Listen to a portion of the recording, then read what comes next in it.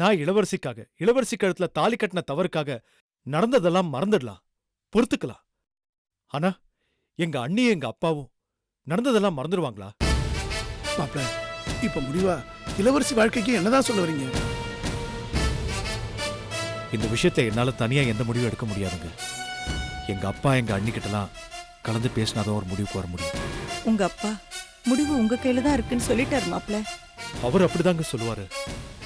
ஆனா அவர் மனசுல எவ்வளவு காயம் இருக்குன்னு எனக்கு தாங்க தெரியும். அதனால எல்லார்கிட்டையும் கலந்து பேசாம என்னால எந்த பதிலும் சொல்ல முடியாது.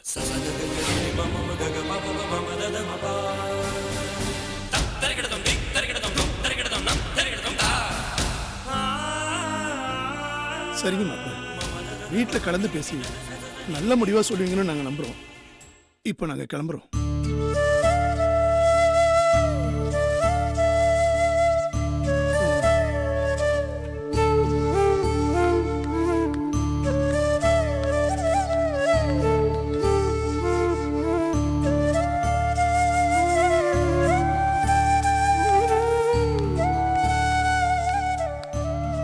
எவ்வளவோ எதிர்பார்ப்போட வந்தோம், மாப்பிள்ள இப்படி சொல்லிட்டாரு.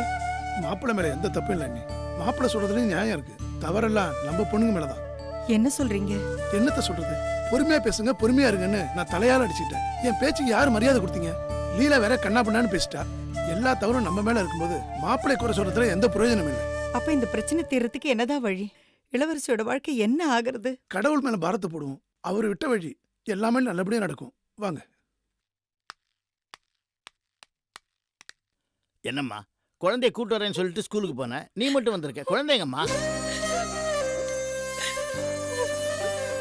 என்னம்மா என்ன ஆச்சு? ஏம்மா அழுவுற? அந்த பாவி கார்த்திக் நம்ம தேனை கடத்திட்டான்பா. என்னம்மா சொல்ற? குழந்தைய ஸ்கூல்ல காணோம்னதும் எனக்கு அவன் மேலதான் சந்தேகம் வந்தது.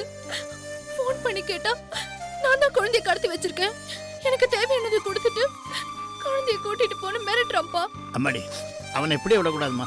உடனே சிவகுமார் தம்பிக்கு போன் பண்ணி இந்த விஷயத்தை சொல்லி ஆகணுமா? வேண்டாம்ப்பா. ஏம்மா வேண்டாங்கிற?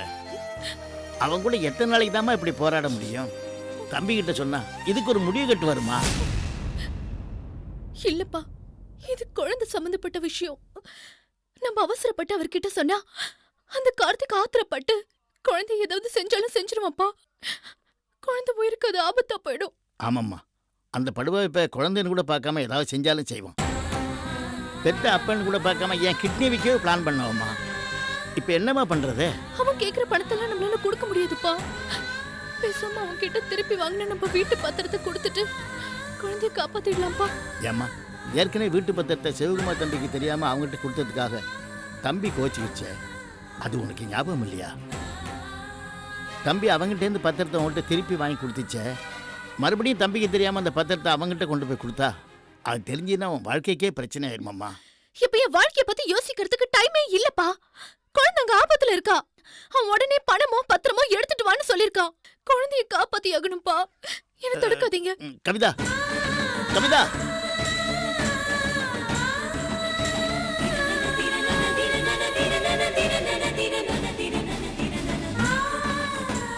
கவிதா, எதுக்கு ஒரு தடவை நல்லா யோசிச்சுக்கம்மா. இதுல யோசிக்கிறதுக்கு எதுவுமே இல்லப்பா. என் வாழ்க்கையை விட குழந்தையோட வாழ்க்கை தான் எனக்கு முக்கியம். வாங்க. கவிதா,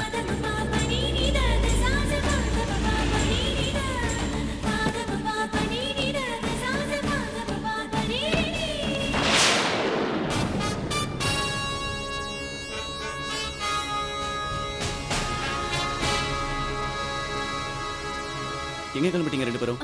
கோயிலுக்குங்க. கடைக்கு. என்ன அப்பா கடைக்குன்றாரு, நீ கோயிலுக்குன்ற? இல்ல, கடைக்கு போயிட்டு அப்புறம் கோயிலுக்கு போறோம். சரி, கோயிலுக்கு போகும்போது பத்திரம் எதுக்கு? சாமிகிட்ட வச்சு கும்பிட போறீங்களா? உங்க ரெண்டு பேர் மூஞ்சிலையும் தெளிவில்ல, வார்த்தையில தடுமாற்றம் தெரியுது. கையில வேற பத்திரம் இருக்கு. என்ன நடந்தது? என்ன விஷயம் மறைக்காம சொல்லு. ஒண்ணு இல்லைங்க. நான் சொல்றேன் தம்பி. தம்பி, இந்த விஷயத்தை இவ்வளவு நாள் உங்ககிட்ட சொல்லாம மறைச்சதுக்கு எங்களை மன்னிச்சிருங்க தம்பி.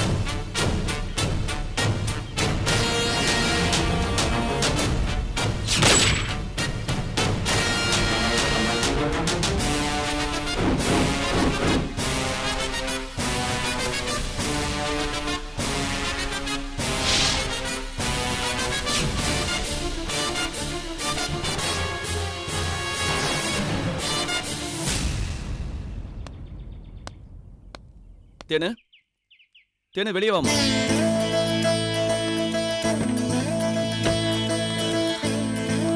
ஐ மம்மி. தம்பி குழந்தை எப்படி? குழந்தைய நான் தான் ஸ்கூல்ல இருந்து கூட்டிட்டு வந்தேன். கொஞ்ச நாளாவே கவிதாவோட நடவடிக்கையில எனக்கு ஒரு மாற்றம் தெரிஞ்சது. அவ ஏதோ பிரச்சனையில இருக்கான்னு மட்டும் என்னால நல்லா புரிஞ்சுக்க முடிஞ்சது. நான் 2 லட்ச ரூபா டொனேஷனுக்காக கொடுத்த பணத்துல 1 லட்ச ரூபா மட்டும் கொடுத்துட்டு ஆனா 2 லட்சத்தையும் முழுசா கொடுத்தேன்னு என்கிட்ட போய் சொன்னா. அதுலயே நான் புரிஞ்சுக்கிட்டேன் இவ ஏதோ பிரச்சனையில மாட்டிட்டு இருக்கான்னு. கார்த்திக் தான் பிளாக்மெயில் பண்றான்னு ஓரளவுக்கு என்னால தெரிஞ்சுக்க முடிஞ்சது. ஆனா எதுக்காக பிளாக்மெயில் பண்றான்னு எனக்கு தெரியல. அன்னைக்கு டிஃபன் சாப்பிட்றதுக்காக டைனிங் டேபிள் கிட்ட வரும்போது கவிதா யார்கிட்டயோ போன்ல பேசிட்டு இருந்தா. யாருன்னு கேட்கும்போது இல்ல ஃப்ரெண்டு அப்படின்னு சொன்னா. சரி எனக்கு டிஃபன் எடுத்து வை அப்படின்னு சொன்னேன். கவிதாவும் போனா. சாரி கவிதா, உன் பெர்மிஷன் இல்லாம உன் மொபைல் எடுத்து செக் பண்ண. அதுல தான் தெரிஞ்சுக்கிட்டேன் கார்த்திக் தான் ஃபோன் பண்ணிக்கிட்டு இருக்கான்ட்டு. சரி எதுக்காக பிளாக்மெயில் பண்றாங்கிற விஷயம் தெரியாம இருந்தது. திடீர்னு ஒரு நாள் கவிதாவே வந்து இல்ல குழந்தை ஹாஸ்டல்ல சேர்த்துலான்னு சொல்லும்போது தான் ஓ அப்ப அவன் குழந்தைய வச்சு தான் பிளாக்மெயில் பண்றாங்கிற விஷயம் நல்லா புரிஞ்சுது. அந்த உண்மையை எப்படியாவது உங்க வாயால வர வைக்கணுங்கிறதுக்காக தான் உங்ககிட்ட சொல்லாம இன்னைக்கு குழந்தைய நானே ஸ்கூல்ல இருந்து கூட்டிட்டு வர போனேன்.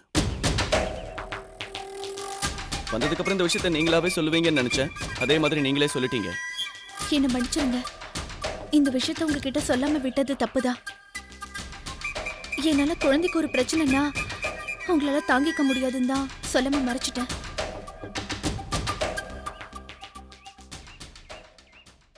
இன்னைக்கே அந்த கார்த்திக்கு ஒரு முடிவு காட்டுறேன்.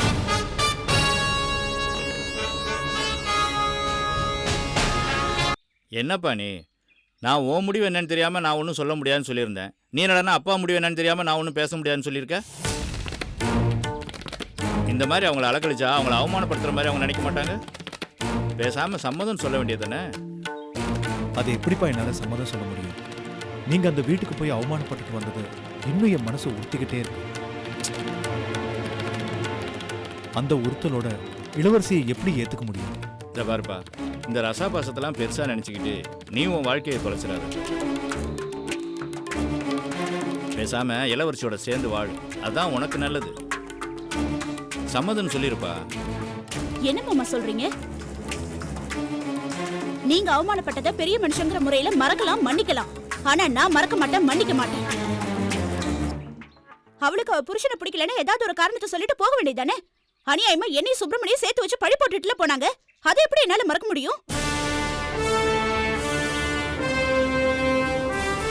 நீங்க பாருங்க மாமா, நான் தெளிவா சொல்றேன். சுப்பிரமணி இளவரசி வேணாங்கிற முடிவுல தெளிவா இருக்காரு. மறுபடியும் அவர் மனசை மாத்தி இளவரசி இந்த வீட்டுக்குள்ள வர வைக்கணும்னு நினைச்சீங்கன்னா நானும் என் குழந்தை இந்த வீட்டை விட்டு போயிடுவோம்.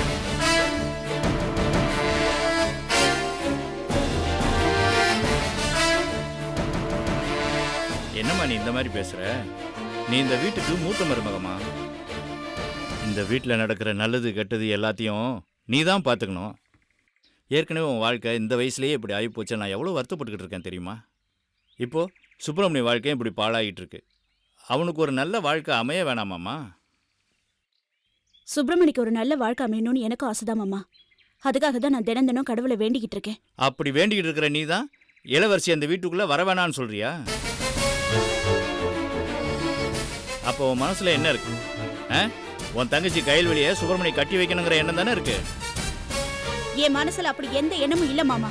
சுப்பிரமணிக்கு யார வேணாலும் கட்டி வைங்க, நான் ரொம்ப சந்தோஷப்படுவேன். ஆனா அந்த இளவரசி மட்டும் வேணாம். அவ மறுபடியும் இந்த வீட்டுக்கு வாழ வந்தா அவளால அவமானப்பட்ட நீங்க எப்படி அவன் முகத்துல முழிப்பீங்க? நான் எப்படி அவன் முகத்துல முழிப்பேன்? இத பாருமா, ஓ அவமானங்கிறதுலாம் விட்டு தள்ளுமா. இது சுப்பிரமணியோட வாழ்க்கை பிரச்சனை. சம்மந்தி வீட்டுல இருந்து வந்து என் பொண்ணு உங்க வீட்டுல வாழ ஒத்துக்கிட்டான்னு சொன்னதுக்கு அப்புறம் நாம அதை மறுத்துக்கிட்டு இருந்தா நல்லா இருக்குமா? இந்த நேரத்துல வீட்டை விட்டு போறேங்கிற? இளவரசி இந்த வீட்டுக்கு வரும்போது நீ வீட்டை விட்டு போனீங்கன்னா 4 பேர் பாக்குறவங்க என்ன சொல்லுவாங்க? இளவரசி சொன்னதெல்லாம் உண்மைதான் போட்டுருக்குன்னு தப்பா நினைக்க மாட்டாங்க? இந்த பாருமா, நடந்ததெல்லாம் காரணம் காட்டி நடக்க இருக்கிற நல்லதை கெடுத்துறாதம்மா. வீட்டுக்கு மூத்த மருமகனி, இளவரசி வரும்போது பொறுப்பா இருந்து பார்க்க வேண்டிய நல்லது கெட்டதெல்லாம் பாருமா. ஜானகி பேச்சை விடுப்பா. அப்பா அவமானப்படுத்திட்டாங்க, அண்ணி அவமானப்படுத்திட்டாங்கிற பேச்செல்லாம் விட்டுட்டு நீ எனக்கு ஒரு நல்ல முடிவு சொல்லு. இல்லப்பா, எனக்கு இளவரசியோட சேர்ந்து வாழ விருப்பமே இல்லை. சரிப்பா, இப்படி சொல்றவன் எதுக்காக இளவரசி கழுத்துல தாலி கட்டினேன்? ஒன்னால அவங்க அப்பா இறந்துட்டாங்க, அந்த குடும்பம் பாதிக்கப்பட்டிருக்கு. அதனால அந்த குடும்பத்துக்கு நல்லது செய்யணும்னு நினைச்சு தானே அந்த பொண்ணு கழுத்துல தாலி கட்டினேன். இப்போ அவளுக்கு தாலியை கட்டி வாழா வெட்டியா வீட்டுல உட்கார வச்சிருக்கியே, இதுதான் நீ அந்த குடும்பத்துக்கு செய்யற நல்ல விஷயமா? இளவரசியோட அப்பா மேல லாரி ஏற்றி கொண்டுட்டேன்.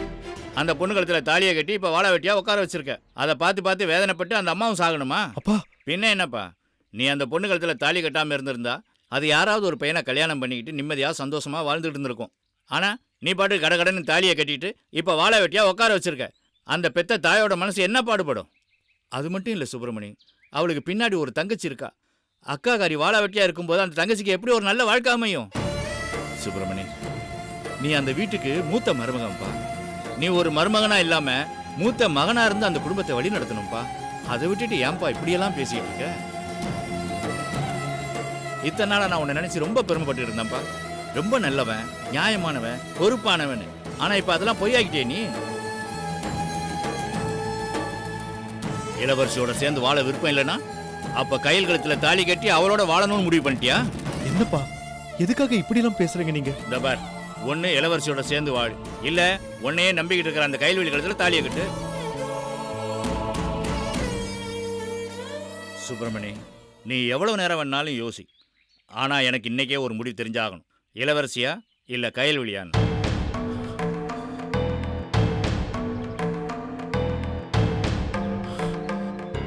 சரிப்பா, உங்க விருப்பப்படி நான் இளவரசியோடய சேர்ந்து வாழறேன்.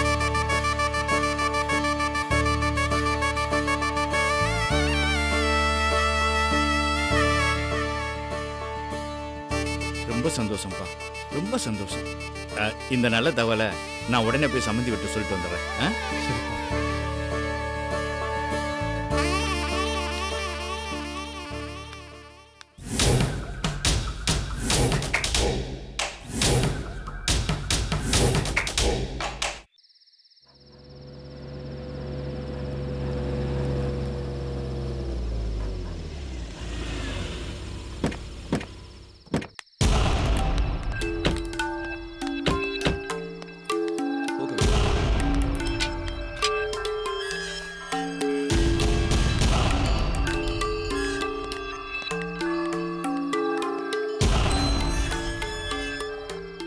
போய் குழந்தைங்கன்னு கேளு. இல்லைங்க. நான் இருக்கேன், கவலைப்படாத. போய் குழந்தைங்கன்னு கேளு. கவிதா, நான் இருக்கேன், சரியா? போ, போங்கப்பா. ம்.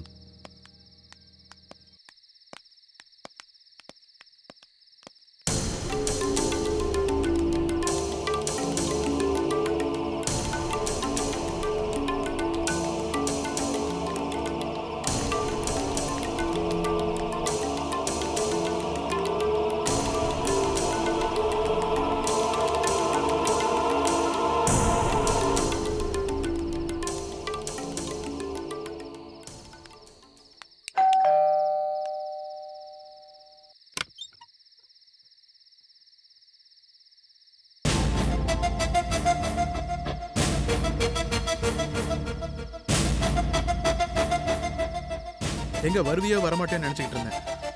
பரவாயில்ல, ராத்திரி நேரம் கூட பார்க்காம டான் வந்து நிக்கிறேன். குழந்தைங்க என்ன கவி இது? எவ்வளோ நாளைக்கு அப்புறம் ராத்திரி நேரத்துல தனியா சந்திக்கிறோம். படசையெல்லாம் மறக்காம கொஞ்சம் ஆசையா பேசலாம்ல. தேவையில்லாம பேசாத. என் குழந்தைங்க. என்னடி நீ என்னமா அந்த குழந்தைய 10 மாதம் சுமந்து பெத்த மாதிரி குழந்தைங்கன்னு கேட்டே இருக்க? சரி, நான் கேட்டதுங்க. என்னது இது? வீட்டு பத்திரம்.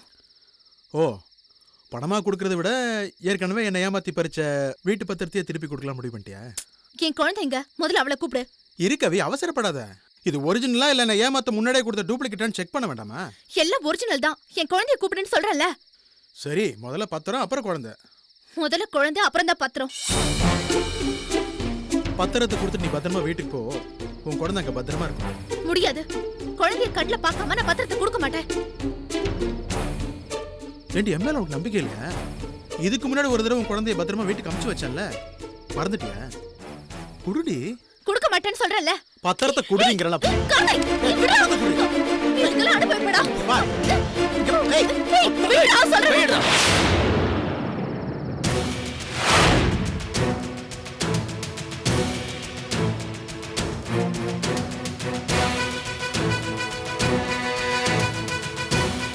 டேய், கொஞ்ச நேரத்துக்கு முன்னாடி ஏதோ ஏத்த இறக்கமா வசனம்லாம் பேசுனேன். எங்க இப்ப பேசு பாப்போம்.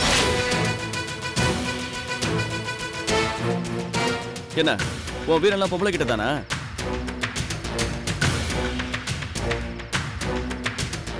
ஆமா, என் குழந்தைய தூக்குறேன்னு சொன்னியாம, எங்க கை வச்சு பாரு பாப்போம்.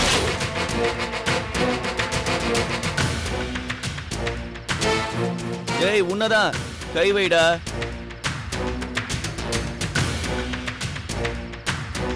ஏய், கன்ஸ்ட்ரக்ஷன்ல அஸ்திவாரம் போடும்போது எலுமிச்சை பழம் வெட்டுறதுக்கு பதிலா உன்னை வெட்டி போட்டுருவேன்.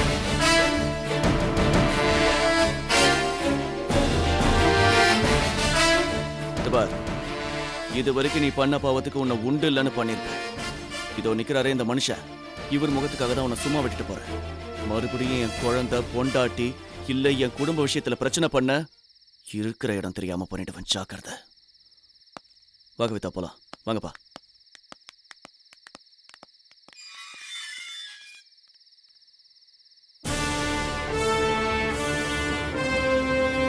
டேய், நான் இல்லைன்னா இந்நேரம் நீ பணமாக இருப்ப.